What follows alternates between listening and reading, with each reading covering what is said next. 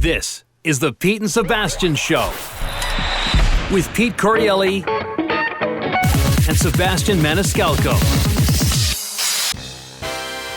What's up, Pete and Sebastian Show? We're back again, baby. Counting down to the holidays. What's going on with that? Are you going to be in town for Christmas? Yeah, I'll be here. We're getting excited for Christmas. I'm into the holiday spirit. We're doing a little holiday party here with some friends. There's a lot of things going on here with the next 2 months. Got some exciting news. Can't talk about it, but I got exciting news. Nice. On a couple of fronts. So stay tuned for that. I want to get into my in-laws were in town recently. Yeah.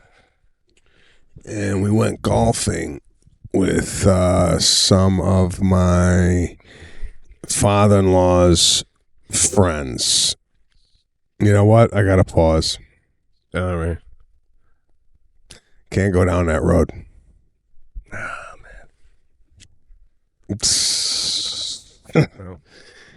was one of those where, well, you know what? I could go down this road. Went out with my in-laws and Lana to a steak joint the other night, right? Yeah. Having a great time. Great time. Food was coming out. Had some appetizers. Oh, this is delicious. We're sitting in this booth, but you could see them cook the food to our right. We have like a glass between. You could see them cook the food. Oh, this is great. Having a great time. And The steak comes. Now, I've recently been into New York strip steak. Normally, I'm a ribeye guy, but the ribeye, for me, tends to get a little too fatty. And, you got to kind of work around the ribeye to get to the meat and what have you. So, a New York strip is a little bit more leaner for me. I turned Lana onto it. Lana loved it. So Lana got a Kansas City strip. I got a New York strip. She's eating it, and I know my wife, right? Generally speaking, when it comes to steak, it's either, I don't like the way it's cooked, or this, that, and the other thing. Well, she mentions that her steak's got no taste. Now, right away, I begin to boil. Right. Why? Mm-hmm. Okay. Why? I'll tell you why. She's carrying on. That's no taste. Can I taste yours? Here's mine. Yeah, see, you got mine. Don't got no taste. Her mother gets involved. Here, you want mine? Here, have some of mine. And it becomes a whole table thing, right? Yeah. Right. And I said, and I generally don't do this in front of mixed company, but I go, you know what? I got to say something here. It ain't about the steak, okay? It's about this. What's going on between us, right? Right. There's a way to complain or offer dissatisfaction with your food at a restaurant, all right? Mm-hmm. You don't involve anybody, all right? Right. You're eating. In your head, you go, I don't like the taste of this, or I think it's too well done, or whatever. Waiter comes by, right? That's all you got to do is, excuse me, not really happy with my steak. Could you send out the ribeye medium rare? Thanks. And boom. What about Israel? We're talking. Right? Oh, shit. So any good joint that simply they would do that for you think? They wouldn't be like, well, what's wrong with it?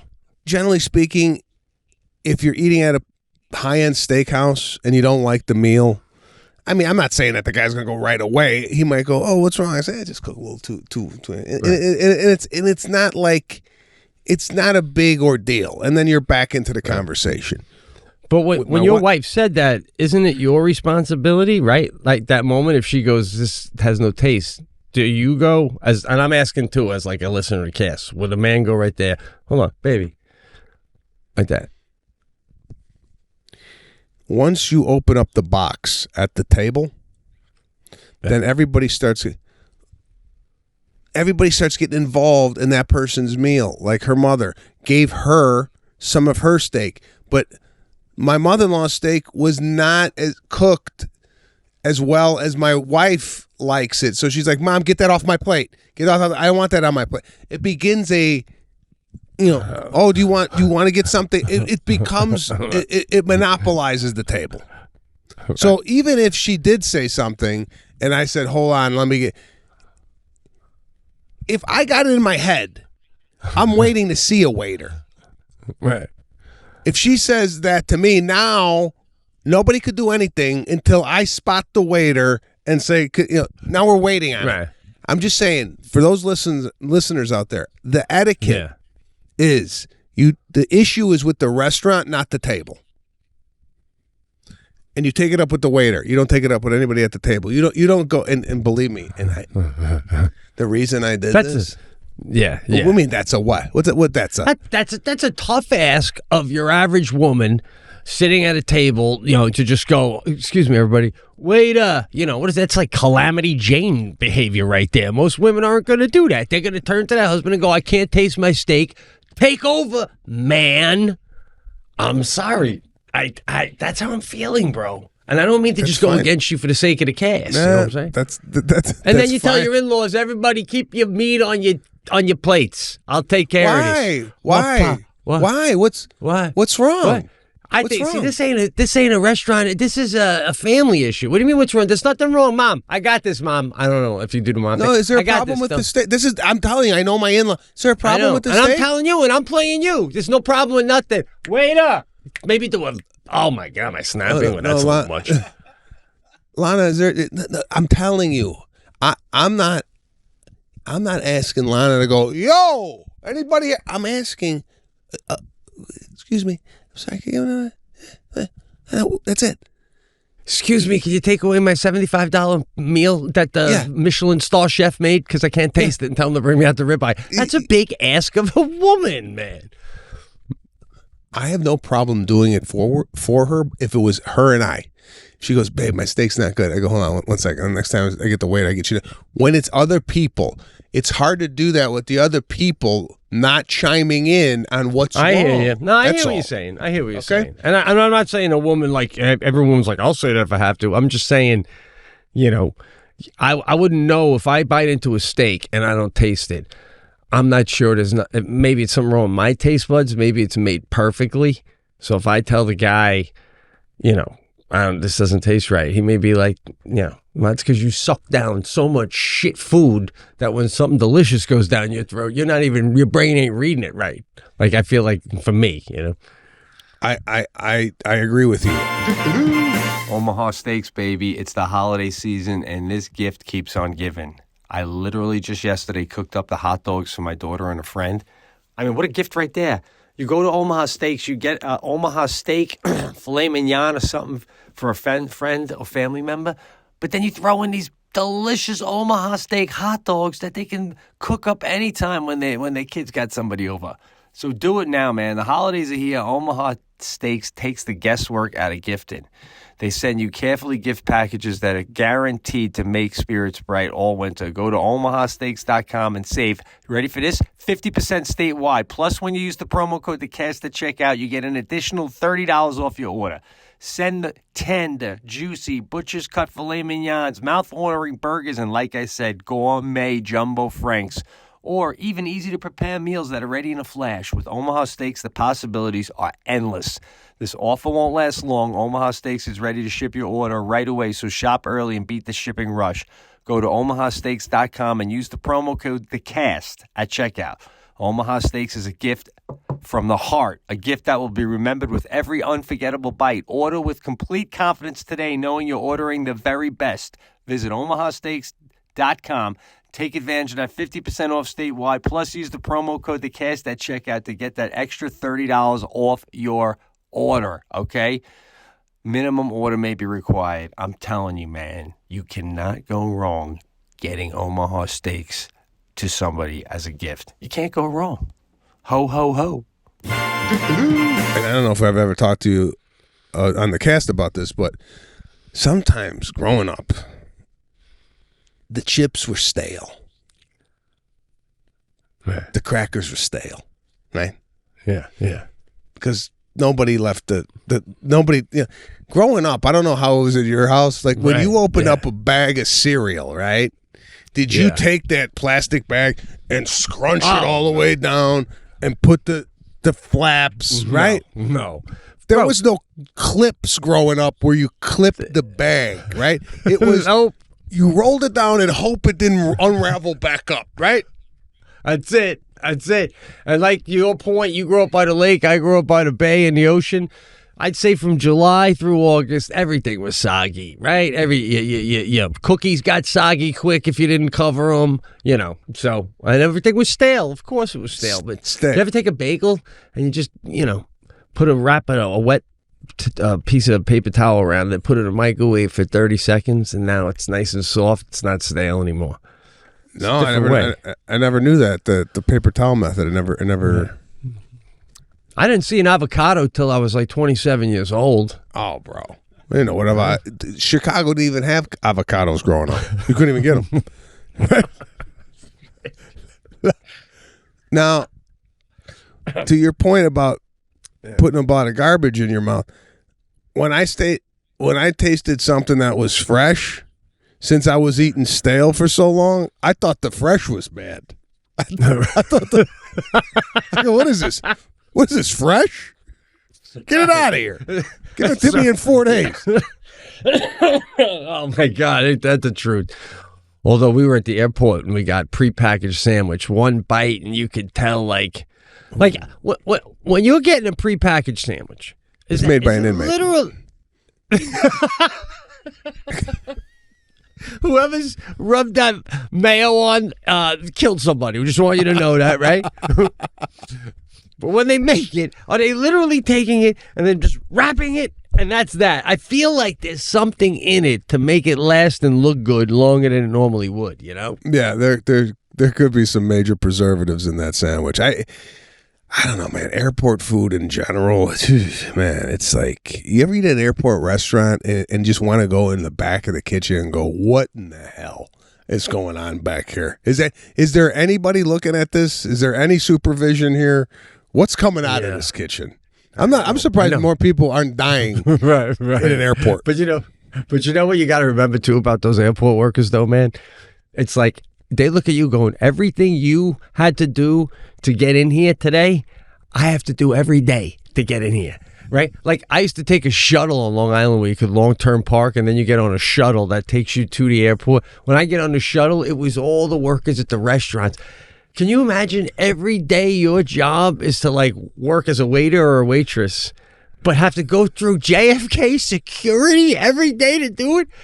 Oh my God. I mean, that's like, so yeah, I don't blame them for, they're like, yeah, I'm barely flipping this burger and I'm going to charge you $57 for it. Yes. Right. Some of those, I don't know. Yeah. They get in right away though. They show their like little plastic card and they're in. I know, but it ain't like parking in the back of the restaurant and just walking through and saying hi to the cook. Yeah, it's a whole thing. They got to like commute into that thing and shuttle in, and then it's. Yeah. Pilots, by the way, pay full price for coffee. What is that about? How is coffee not free for every pilot walking through the airport? I think anything they have should be free. Anything they want going to the airport, it's just on the house. It's like a police officer going to get donuts. Right. It's like you want to get to your destination, you give me a free sandwich. I couldn't agree more, man. Everything should be free for cops, for firemen, and pilots. Pilots without a doubt, man. You need an espresso, here you go, man. So, but they got some of those restaurants now very fancy. They're opening up in JFK and also in Los Angeles, and they're trying to get you to go in a little early and have a nice dinner. And, I see some of these places, and they look like fantastic. So what's your take? Do you think even if a restaurant looks nice, like you don't think you're going to get the same quality meal at a high-end restaurant? Like the Palm is in JFK. Yeah, it is. Is that steak, is that going to be as good of a steak as the Palm in Manhattan? I don't know. I feel like just the perception of it is like the Palm in Manhattan gets first cut of the good meat. And then the Palm goes, they go, you know what, take the rest to the airport. Terminal 5, the fucking Delta terminal, take this there.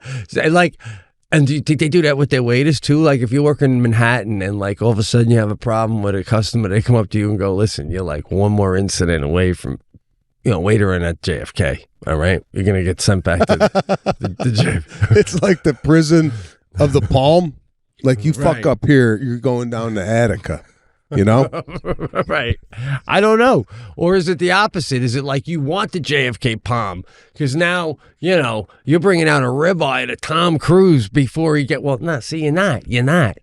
Because he's at Teterboro fueling up privately, right? Yeah. Well, yeah, Tom Cruise. Tom Cruise is JFK. What the fuck am I thinking? I want to let you in on, and I don't know, we've discussed this on the past, but it's fitting right into the podcast here. And tell me if I've told you this story before.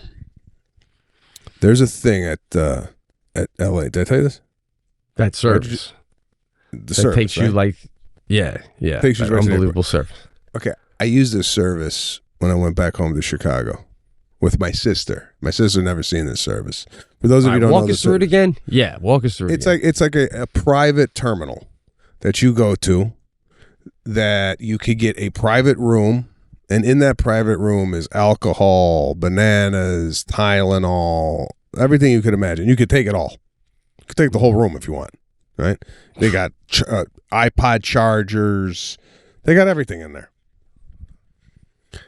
But there's also an option where you could go to there's a bar area where you could pay less, not get the private room, and there's other people in this bar area, but you get a full menu of what you want to eat, and everything's included. The food is included. So, for example, last time I went, I had chicken and broccoli. It's like an entree. It's like a restaurant. Right. But then I ordered to go, and I want to get your take on this. I ordered a salmon with a little rapini on the side, right? And my sister's like, what are you doing? I said, get something for the plane, because this food is better than what you're going to get on the plane. I said, get something to go. And she goes to me, you got to-go salmon?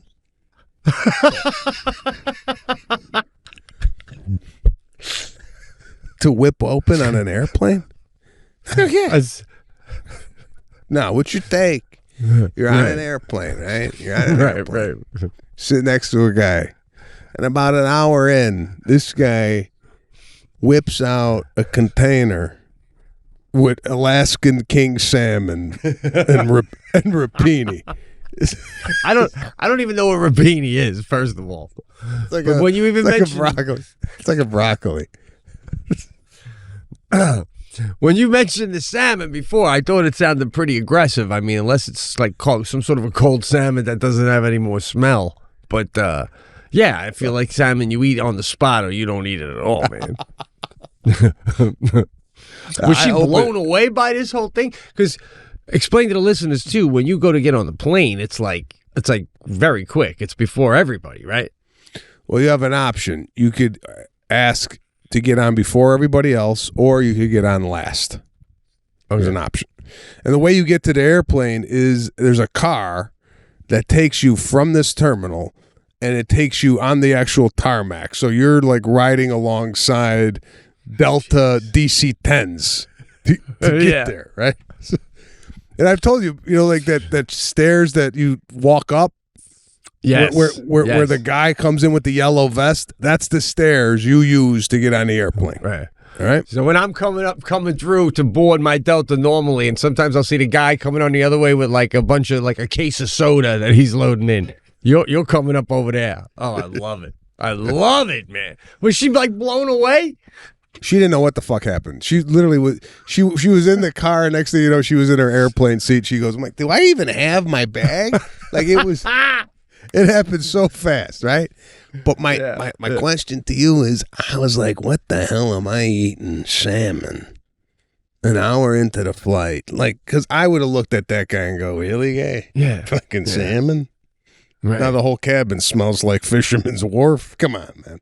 That's a little aggressive. Yeah. So I learned my lesson. I'm going to the airport tomorrow, and I think I'm gonna go with the chicken thighs and some potatoes. Chicken thighs and potatoes, the same thing? You're doing the same service? Same service, yeah. So do you think that guy, I have two things to say. Do you think the guy who's making, like who's going to make your chicken thighs or whatever, top level chef, right? So like when you become a great chef, you probably have no idea what opportunities are going to open up, right? Like, so there's could be a chance where this guy's going home to his wife going, they got this new service, so I'd be making food for people right before they get on the plane. She'd go, what the fuck? You got a James Beard Award, you're making food for people before they get on a Delta flight? What the fuck, Bill? You know?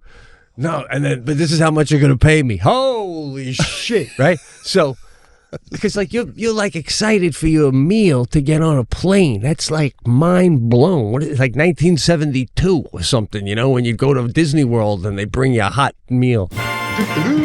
All right, winter is here, and for me, that means struggling to find that right temperature when I sleep. I'm too hot, then I'm too cold. It's very annoying, but I recently found the way to stay at that perfect temperature all night long by using silver-infused bed sheets by a Miracle Made that were inspired by NASA. Yes, that NASA. Using silver-infused fabrics inspired by NASA, Miracle Made sheets are thermoregulating and designed to keep you at the perfect temperature all night long, so you get a better night's sleep every night. These sheets are infused with that silver that prevents up to 99.7% of bacterial growth, leaving them to stay cleaner and fresh 3 times longer than other sheets. No more gross odors. Man, don't you love when you sleep in a nice, clean, fresh sheet? Well, you do that longer when you get Miracle Made sheets, and they're luxuriously comfortable without that high price tag. That's the thing. It's like a luxury sheet, and it feels great, if not nicer than a luxury priced sheet, but it's not priced high at all. Perfect holiday gift. Miracle sheets are the perfect gift for your spouse, friends, or family. Who doesn't want a better night's sleep and a more luxurious feeling sleep in better bed sheets? And since these come with 3 free towels, you get 2 gifts in one. That's right, just in time for the holidays. Stop sleeping on bacteria. Gross. Bacteria can clog your pores, causing breakouts and acne. Sleep clean with Miracle. Go to trymiracle.com/thecast to try it today or to gift it to someone special this holiday season. And we've got a special deal for our listeners, all right? Save over 40%. Yes, and if you use the promo code THECAST at checkout, you'll get those 3 free towels and save an extra 20%. Wow, Miracle is so confident in their product, it's backed with a 30-day money-back guarantee. So if you aren't 100% satisfied, you'll get a full refund. Upgrade your sleep with Miracle Made. Go to trymiracle.com/thecast and use the code THECAST to claim your 3 free-piece towel set and save over 40% off. Again, that's trymiracle.com/thecast to treat yourself, a friend, or a loved one this holiday season. You know what I can't do? Right. If I got to-go food, like wherever I'm going with it, like let's say I order to-go food in the airport and I take it on the plane. As soon as I sit down, I got to eat it. Like wherever I'm taking to-go food, wherever I sit down, that's when I open it up. I don't really... It wasn't really an hour into the plane. I actually ate it before takeoff. It don't matter though. But now we're sitting down and you're in my space. You could have had that's even worse to me because that drives me nuts. When I sit down, then somebody sits down next to me or 2 rows over, and then they open their McDonald's because I'm like, oh, were you waiting? Couldn't wait to get your fucking tray down. You could have fucking ate that out there. But no, you gotta keep it in my baggie and then put the tray down. Be so cozy on my fries and fuck everybody around me. That's what you're saying with your salmon. You're like, no, I ate it before we took off. What the fuck does that matter? You ate it on the plane, guy. It doesn't matter. And I know you're passionate about this, and I'm with you, bro. And I'm with you. It was a lapse, a judgment lapse. You're too old to be making these anymore. When do you learn and not do it anymore? And you know what I think it is? I think it goes back to your childhood because I remember some of the sandwiches you told me you bring to school. I think you're just immune to everybody doing a step back when you open up whatever you're eating out in public. You know what I mean? Like, because you were pulling out meatball subs in 6th grade. That's aggressive. Yeah, I know it's aggressive, and I had more than meatball sub, bro. I had fucking calamari. Oh, all right, God. Bro, calamari. If I smelled that in 5th grade, I gotta go home. I'm sick. My mother's gotta pick me up, man. You're bringing rotten fish in a sandwich to school in 5th grade. Holy shit. You're still from the Sicily, right? You probably came in with a lamb leg. Like, did you ever have anything for lunch that had bones when you were done? Like, was there bones? Oh, my God. This guy's got to throw out the bones before he goes to science class. All right.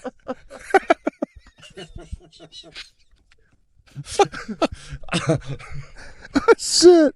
Oh no, bro! I had a bone graveyard of ribs. You know, I had ribs for lunch once, and I remember just like about 8 or 9 in the school cafeteria, man. You imagine sitting across from a student who's eating barbecue ribs, and you got a peanut butter jelly sandwich. Oh my God, that's what I'm saying, man. It's like, you know, bringing all the smells from your home into your food. Oh God, that's a violation at that age. Yeah, so like you're immune to it, man. That's like what you know. Listen, and you think if it's good what you're eating, you think that no one else is gonna mind. You're like, yeah, but this is salmon. Yeah, you guys acting like I'm opening up a tuna fish sandwich here. This is salmon. You're right. Listen. It's aggressive. And I do feel the same way you feel when it comes to the McDonald's bag. Because I don't know what the hell McDonald's is putting into their food, but when that bag opens up, tell me that don't smell like wet feet. I don't know what the hell McDonald's has in the bag. All right? It does smell like wet feet, man. It really does. I mean, I'm surprised the pilot doesn't make an announcement going, we can't take off yet until we get this smell out of the plane, because as soon as we go up. But the crazy thing is, it's kind of like your own fart. You know how your own fart don't smell bad to you, but everybody else's does? If it's my bag of McDonald's, I'm like, I'm not smelling the wet feet. But if you open up a bag next to me, I'm like, Jesus Christ, guy, what the fuck? Right? How come your own McDonald's don't smell, but everybody else's does? Do you? Well, hey, if that person offers you McDonald's out of their bag and you're sitting next to them, does it smell? Hold on. No, it came out of their bag. Even though you're eating it, does it smell now? No. Even though you're eating their McDonald's, it doesn't smell? Or it does smell still? I wouldn't eat their McDonald's. Anything that came out of their bag, it's like, I feel like it's just, bro, I don't eat McDonald's. I haven't eaten McDonald's. I will say this, though. You ever have the McDonald's apple pie? Not recently, no. Oh God, that'll buckle your knees. I was on the road recently, and I did this is a little white trash. You ever do this move? I got to go to McDonald's, the only place to get coffee. I'm on the road, and I get myself the apple pie. Now I'm banging out. I eat the apple pie. I put the last piece of apple pie in my mouth, and I'm going in the bathroom to go to the bathroom. And as I'm peeing, I'm thinking to myself, I'm getting another one. I went back out, and Now, when you get another apple pie from the guy you just bought the apple pie from, do you just go back up and go, oh, one apple pie? Or do you feel you have to make a comment to acknowledge you just fucking stuffed one down, took a piss, and came back on the fucking lot? I think if you go up and you get the same guy, you got to tell him, oh, man, bro, I need another apple pie. But I don't like doing this because that guy... He might be going another one. He might not even remember that you ordered apple pie. This guy's seeing like 900 people a day, right? Do you think the guy even recognizes it? Normally, you don't even lift his head up. You just say, okay, apple pie, and then, you probably don't even look at him. I know. Well, listen, you're talking about most airports. The McDonald's line in there, you can snap your fingers and half the people die on the line, and everyone will just step right over them up to the counter, and they won't even know. Because they're just... now you got to program some of them. You got to do your own McDonald's, by the way. You got to order it from a machine, get a number. It's a whole thing. But anyway, no, this was a small one with one dude working up front and one working on the drive-thru. So when I went back, yeah, it was like right there. He knew it was me again. And, I hit him with oh, man, people know how good those are, bro. God damn, give me another one, and I feel like, unless it was his own bakery and his dream was to own a bakery and I just ate his apple pie, I feel like he's like, you think I give a fuck that you liked your apple pie, and like you're asking me if more people know. Guy, you know how much I make an hour? Get the fuck out of here! Here's your apple pie. Like, well, this is silly in McDonald's. Like, he has no loyalty to McDonald's. Is the apple pie that good? Oh, it's really good. What if I went like this? If I went to him, I go, bro, I see the apple pies, $3.99. I'll give you $3 cash. It never happened. Just give me the apple pie. Like, I'm trying to help these people make money now. Like, sometimes you take an Uber now and they'll say that. They're like, if you pay me cash, I won't even turn this thing on. I'll charge you $5 less, and we'll go for a little ride. Right? The people back at Uber will think I went and had lunch. So that's the kind of stuff people are doing these days. But yes, the apple pie is real good there, bro. Not gonna lie to you. All right, I'll have to go check it I'm not out. plugging that place. No, don't. Oh. I'm not plugging that place. It's I McDonald's. haven't been to McDonald's in years, so I mean, listen. Yeah. We grew up on McDonald's. My kids haven't had McDonald's yet, although we'll get them going on a Big Mac. I think you have to have a Big Mac. It's like a rite of passage, regardless of what the hell's in this food nowadays. Give me. I know you got a call. I'm kind of excited about the takes you got. You said you had like a 4. What's your takes? A couple. And yeah, or whatever. No, it's 2. Yeah. 3 at least. 3 at least. All right, One we kind of touched we haven't on. done this in a while, and normally this spawns some conversation. Stuff. All right, let's start with Patrick. Get ready. Don't show it yet, but that one photo I sent you of the actress before the show with her face. All right, now I'm going to show you something. This is the lovely Eva Longoria. Okay, Longoria. Jackie and I Longoria. Okay, and Jackie and I were watching TV recently, and she came on with a commercial for some new makeup product she was selling. Right, and Jackie insisted that I needed to do this with you for an Italian take. Because at one point, we rewound it till we got the perfect photo. At one point, the lovely Eva says, she's walking you through how you do it. And she goes, first, you just put this squirt across here. Now, I want to show you what you see. Show the photo, Patrick, and what's your first thought when you see this? That's semen. Okay. What's your first thought? Exactly. Okay. Now, Jackie's like, if you see the extended commercial of that, and for anyone who watches the show audio, it is like, it looks like semen right below her eye, and it's a long line of it, as if you sadly, grossly got hit.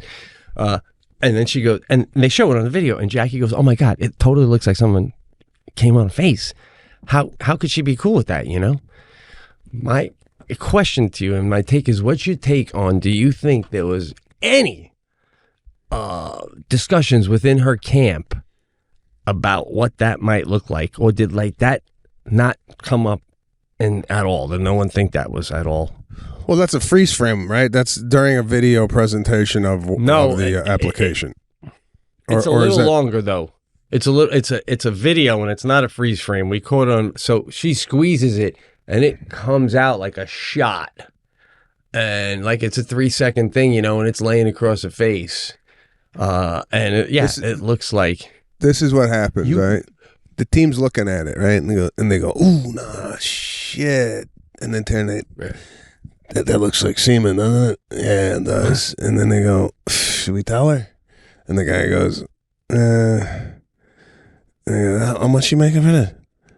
$3 million? And then fuck it. Let it go. Like I feel like if they saw that and they said that that's not gonna work, and they said it and then the company goes, well, that's what we need to do because that shows how it comes out, and that needs to be in. And then all of a sudden he was like, I ain't doing this. And then the management loses out on the commission of $3 million. Right. Yeah. Let it go. It all makes sense. But do you think that now, like, Eva's got close friends going, you know, I know. I don't know. I don't know if anybody's picking this up. Because, bro, you picked it up like that. I go, what's that? You go, see me. I know, but watching that commercial, you and I tend to like overanalyze, and sometimes I think people like are not catching that. I don't think it was I think that's more of a. I don't know. I'd have to see it. I'll play it for Lana in its entirety, and I want Yeah. entirety, and I want to see if she even picks it up. Yeah. Well, yeah. All right. I should actually send you the thing. All right. Well, I don't want to slow down the show, but I will say that I have a longer version of it. But, even like someone like you included, I couldn't imagine sometimes if I was famous, I think I'd amaze myself at what I would do for the right amount of money, like, yeah, I wouldn't, I got to be careful not to be like, I'd never, because, shit. Like you see Brad Pitt, I saw him in the airport the other day sipping a coffee at an ad, and I'm like, how much do you have to pay to get him to do that? Because he usually only does that shit in foreign countries where you don't see it. Yeah, but now foreign countries, it's not even a thing anymore. You used to be able to hide that because there was no internet. Right. Now there's celebrity. Matthew McConaughey's driving around a Lincoln. Yeah, that rule I doesn't think apply he got anymore. more movies because of that. Like people like, I don't know, he's always the lead, the romantic fun, and then they see him in that, and they're like, I forgot how cool this fucking guy is. All right, here's the next Italian take I wanted to ask you. I was in the airport recently, and I'm using outlet, okay, and I'm using a socket and outlet. I got my coffee or whatever. Now, some dude comes over, and he almost knocks over my coffee, and I look over at him, and he goes to me, oh, no, you're good. I just want to, and he plugs in the other socket of my outlet, right? My question to you is, what's your take on when you're traveling or you're anywhere, coffee shop, anywhere, and you're charging, and you have your charger in an outlet that has two sockets? Is it one outlet per person? Or is every socket available? Like if I was sitting at a table with two chairs, you ain't gonna sit at the other chair. So why are you using my other socket? What's your take on that, man? Telling me I'm good. I go in my head. I'm like, yeah, you're not though. Yeah. Yeah. I feel like once you got a socket, it's your socket. Those two outlet. Are yours. Yes. Yeah, that outlet is yours because, I don't know, midway through, you might decide, you know what? My iPad needs charging too. Because if you got two devices, well, here's one. Do you got to claim that device? Do you have to claim that socket right from the get-go and put in a plug, even if it's not even plugged in anything? To almost like it'd be like putting a bag on the extra seat at the table at the Starbucks. Yeah. You put a bag there, it reserves that seat. No one's going to come and take your bag off the seat. Same thing with the outlet. I think you have to put two plugs in right from the get-go. Otherwise, someone's going to go, hey, and I'm sorry, if you're going to use somebody else's socket, right? Outlet, you got to leave. Like you can't sit next to me while your phone charges. It's just bringing an extra body near me, right? See, but that's an interesting thing you bring up because I was sitting on a chair once that had an outlet with two sockets. I didn't need any of it. I just happened to be sitting there. Somebody came over, a woman, and plugged in her phone, which was right next to me. Didn't ask if I was going to use that or anything. Like, just because I'm sitting next to it, I had no rights to it. It is the Wild West out there. You see any two holes, you can stick your thing in anything. So she sticks it in, and she does the walk away. Now, we're living in times, bomb goes off, I barely survived. They're like, was there anything weird or suspicious?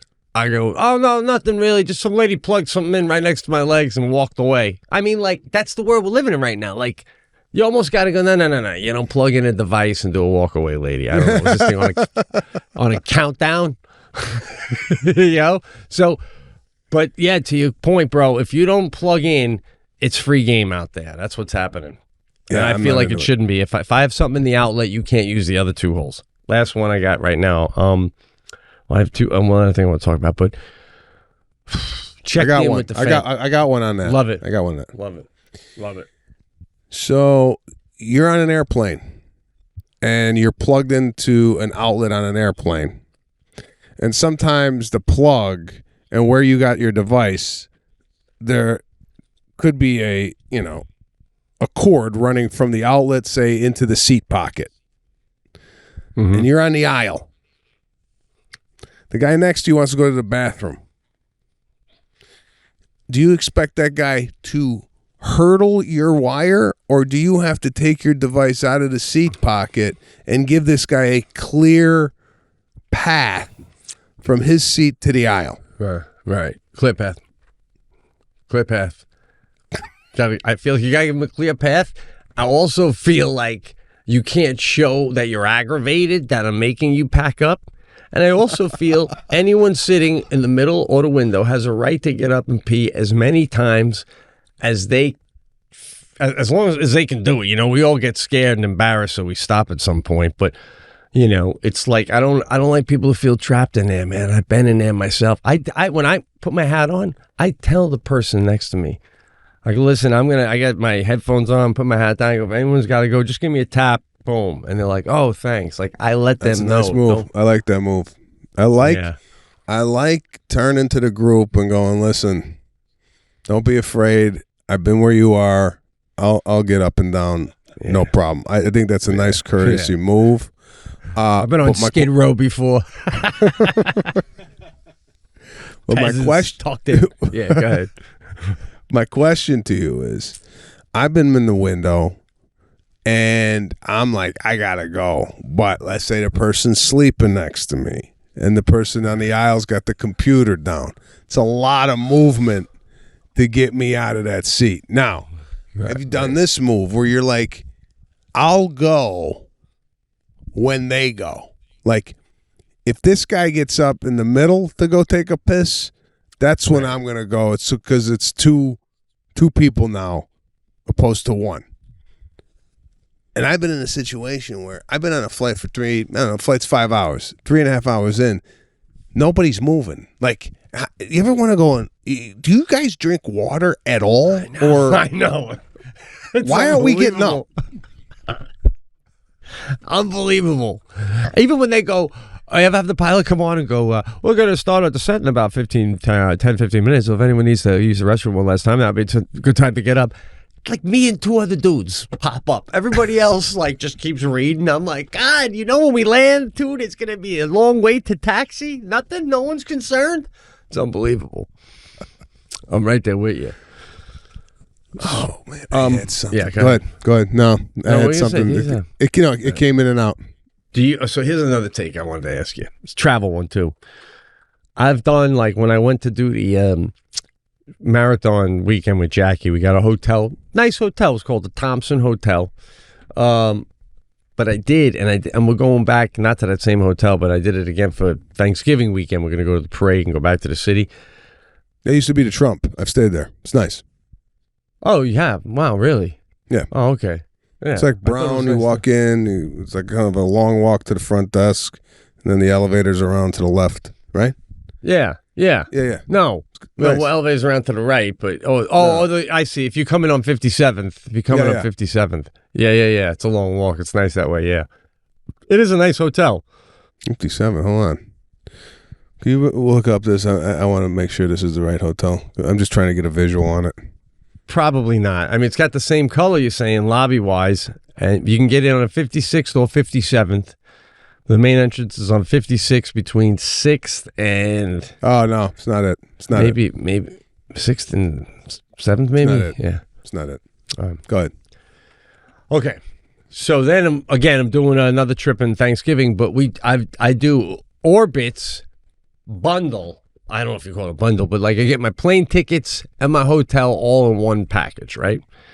And now when I check in, they were really cool. There's no problem. But I was telling Jackie, I'm like, I feel like when you check into a hotel, and once they see you use like Wikipedia or Orbitz or you prepaid or whatever, Wikipedia. I go, oh wait, Expedia. Shit, guy. Who's getting old now, huh? Man. Shit. I feel like to them, it's like using you used a coupon at a fancy restaurant, you know? I feel like they're already like, oh, there we go, Orbitz. What's your take? Do you think they think that way, or they like a customer's a customer? Well, here's my take on like bundles. I feel like if you buy in a bundle and if one thing goes wrong in your trip, the whole bundle falls apart, right? Like It does. Like I feel like if your plane is late, right, and you got to catch another plane the other day, your room ain't gonna be. Your room is attached to your flight, so I feel like your room then goes away because you weren't. You weren't there. You got to check in by a certain time or the whole bundle combusts. It's over. You blew it. we got to check in by 11 p.m. or we lose the bundle.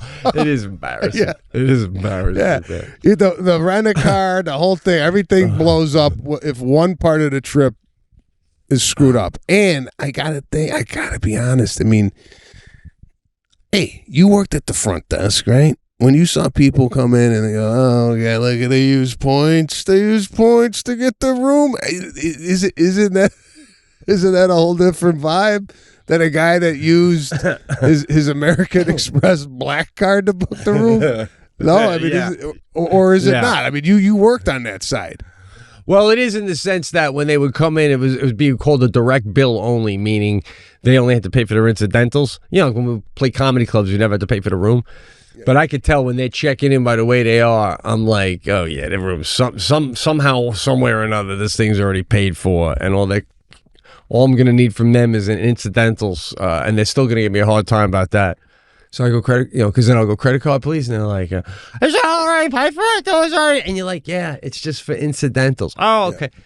What I like is the guy or woman when you check them in and like you get their reservation, you give them the card to sign. They'll be talking to whoever they're with, and they do this. They're like, the credit card drop down. While I'm still in conversation, not even confirming the rate or anything. I'm not confirming nothing. I'm sure it's fine. You know, like that I like, you know.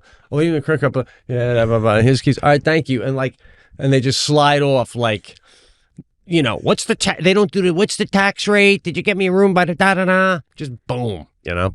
So aren't you more prone to give that person just better service in general? Like even if there was an upgrade, wouldn't you go, wait a minute, so hold on one second, I think there might be an upgrade here. And they got the upgrade because they didn't ask a bunch of annoying questions? Well, usually you know, when you have people that travel a lot and will pay a certain rate, like the manager will be like, we need to upgrade 3 people. So when this one comes in, that one, put them at, like, she's already telling you ahead of time who we're going to upgrade, you know, the big dogs. Now, what's interesting is last time I was in the city, my hotel was like diagonal from Madison Square Garden. And years ago, it was called the Southgate Tower. And I worked the front desk. And out of 5-star, it was like 3.5. It was pretty cool, man. It was real nice. It went up like 28 floors, had some beautiful rooms with balconies. It had like, I want to say, hundreds of rooms, man. It's big, like I said, 28, 29 floors. Beautiful big lobby, and like I said, I worked the front desk. And it was bought and sold through the years. I had dinner with my sister recently when we were in the city, me, Sadie, and Jackie. And she goes, did you see your hotel? It's like diagonal from us. And I go, I just saw the outside. And she goes, you see all the scooters out front, the electric scooters? I go, yeah. And she goes, those are all Grubhub, like the guys that deliver food.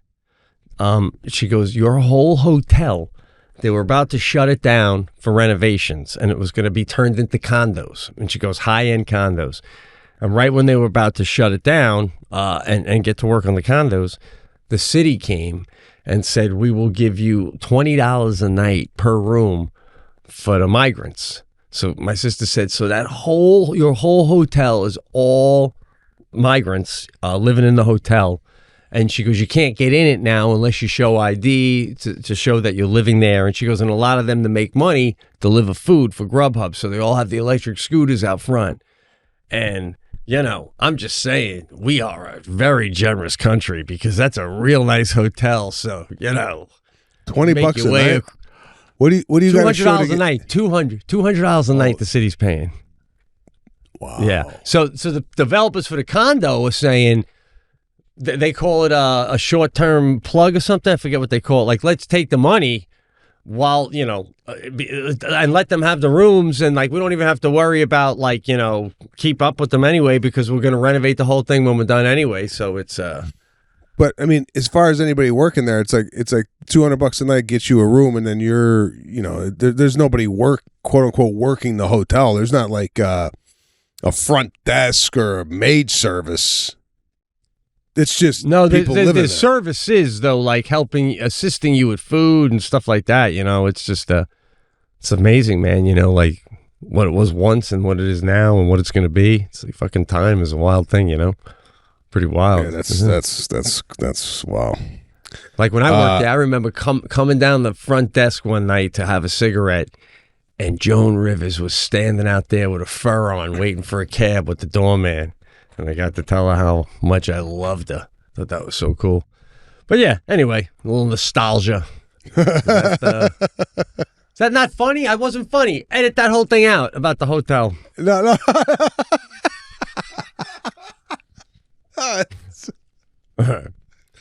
It's a good thing. Joan Rivers at one point was standing out there with a fur coat, and now there's a guy on a scooter with a Euro sandwich looking for an address. So it's like it goes to show. Thank you for getting that. Beautiful.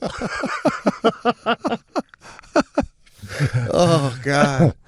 Oh yeah, no man. Times have changed. Yeah. I'm doing this podcast, and I want to get your take on it. It's called Hot Ones, and you eat wings, like buffalo wings, and each wing you eat, the spiciness intensifies, right? So you're doing like an interview, and you're eating these wings, and you start like peeling clothes off and sweating. There's milk there. I guess milk is good for you when you have spicy foods, right? Now, right. Now what's your take on this? And I don't know how it really works. I don't know if I could say, nah, I'm not going any further, or I could cut this off at any moment. But when I get hot, like when I start getting hot, right? I get hot where it's visible, where I might have to lose a shirt or what have you. I remember at the cheese shop you had a heat thing where you really got I had a heat thing. I had a heat thing there. How are you with, like, could you take intensified food that's really hot? Like, they got a potato chip out there. It's called One Bite, isn't that right, Patrick? It's called. You ever hear this potato chip?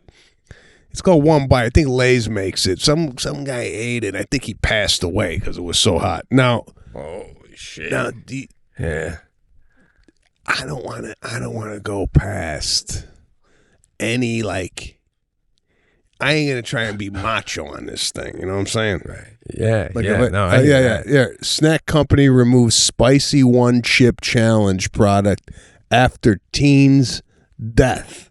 This guy ate a extremely hot tortilla chip, and that was the end of that. I mean, oh wow! I want to see the houses families living in now after the potato chip lawsuit cleared.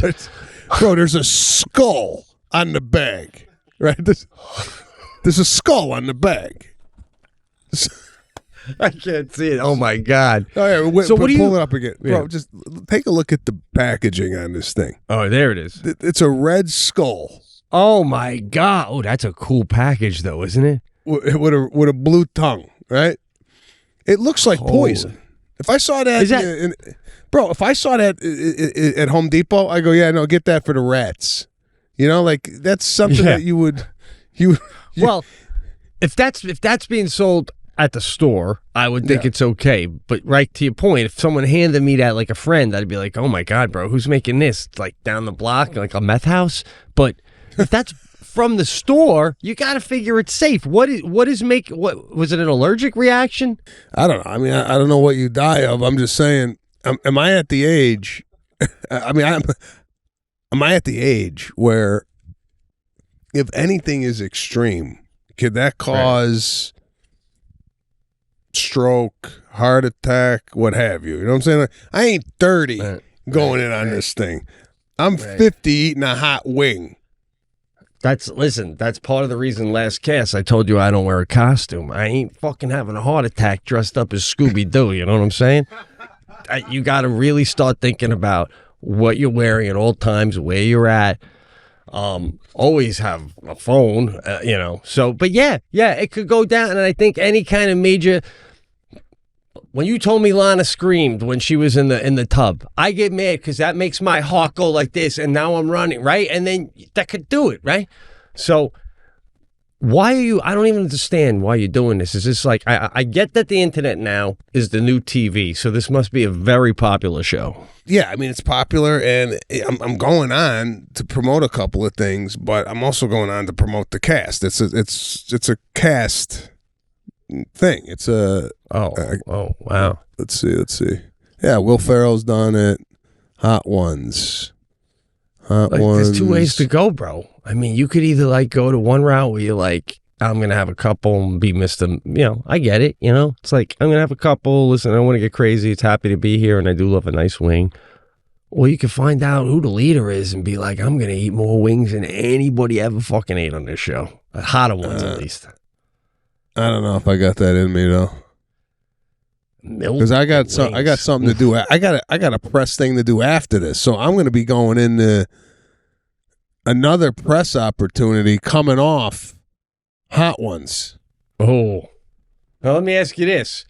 If you're on Hot Ones and you have a couple wings and then you go to have milk and unfortunately you have an instant, you can't even control it, you throw up. Holy shit, right? Legally, if they want, can they be like, bro, I'm sorry, I understand you don't want that in there, but that's kind of what makes my show popular. And once you sit in that chair, I have a right to anything you do in that chair, and I'm keeping it in. Everyone's going to see you throw up. Are you cool with that? And is that allowed? I throw up on Hot Ones. Yeah. This cast goes to number 1. Oh, my God, bro. Do what you got to do to puke. Do what you got to do. I mean, eat some salmon before you go in there, bro. Come on.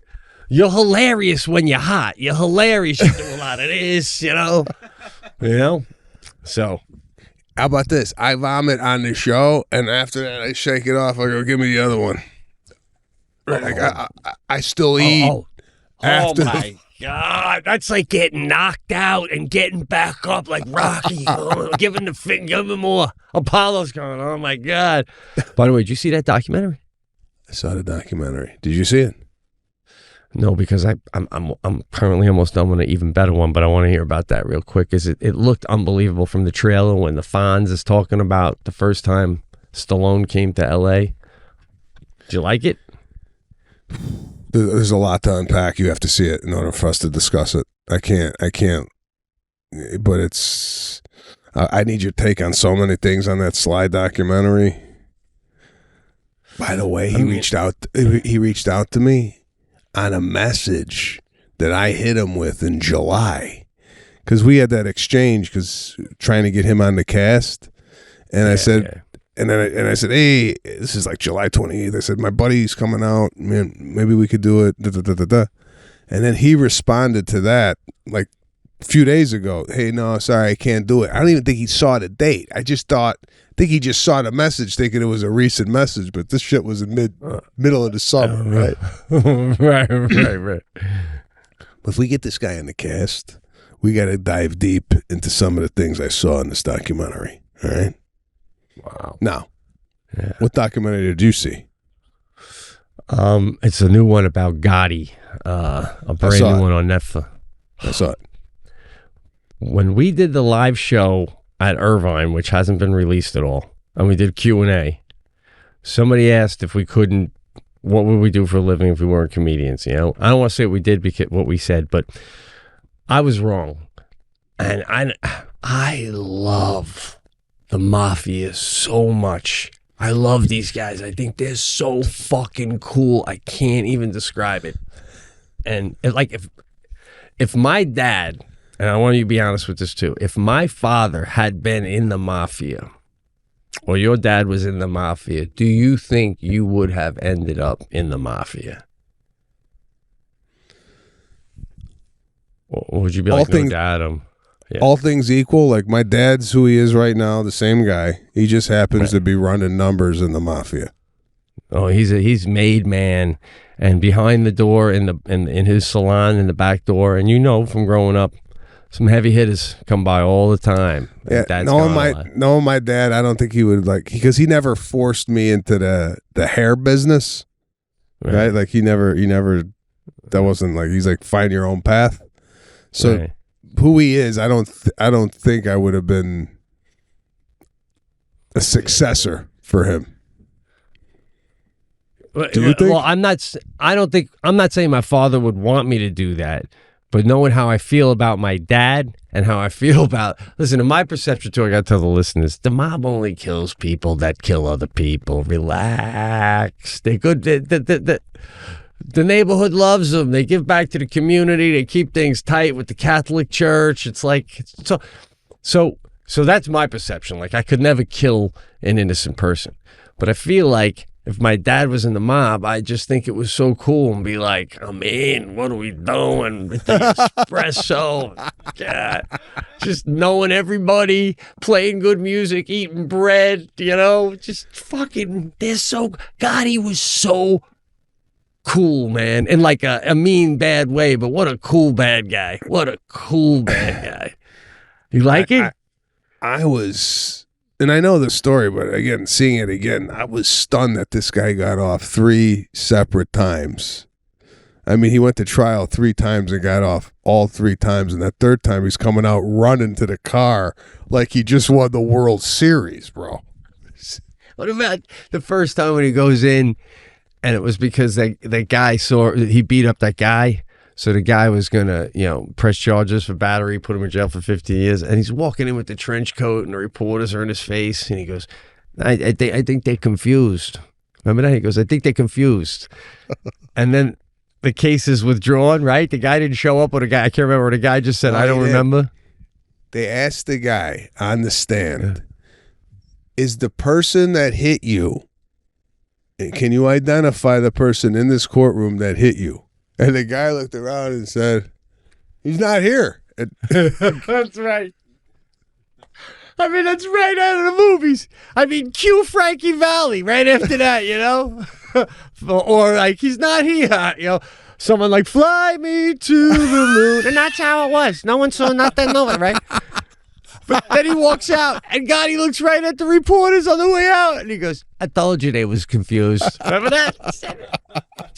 Oh, God, you can't write that. I watched that doc, and I'm like, I'm wearing black turtleneck for the holidays this year with a blazer. I'm bringing it back. I'm bringing it back. Right? I thought that where he hung out, that Hunt and Fish Club, wherever that was, I never saw the interior of it. I never saw what it looked like inside. And then when I saw what it looked like, I was like, I thought it looked like something out of Las Vegas with like black shiny booths. There was a beautiful bar, maybe even a stage. I thought it looked like something like maybe Copacabana like. But this place looked like it was like a couple card tables. And that was it. There was nothing fancy about it. Yet this guy's worth $500 million, right? But he sat on a barber chair in the back room like a throne, like an old barber chair. But you're right. But yeah, it was about where we go after the Hunt and Fish Club. We do business here. And did you hear like in the first episode when they talked about how they finally were able to get a wire in there? They had a guy, for the listeners who might not see it, I guess we're just talking about, right? They had a guy in the FBI or whichever one department, I can't remember. He goes, for a month straight, I dress up as a UPS guy and put a box in front of the Hunt and Fish Club. So, and then someone would come and take the boxes away. And it didn't seem weird till it was so often that it didn't seem weird to anyone, that boxes. And then he had like a big refrigerator box dropped off.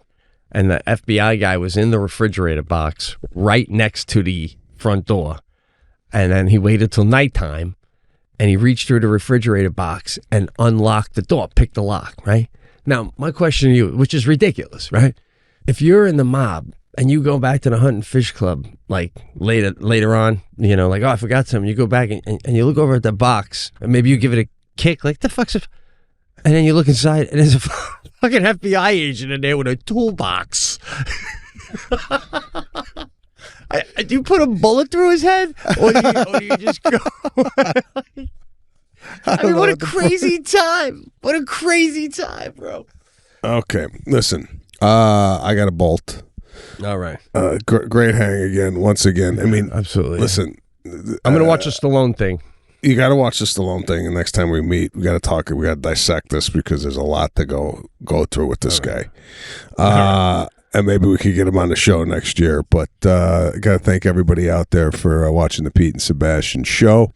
Hope all is well. Have a wonderful holiday season. We will be here taking you through the holidays, but just want to say, wherever we are in this, happy Thanksgiving, Merry Christmas, and we will see you next week.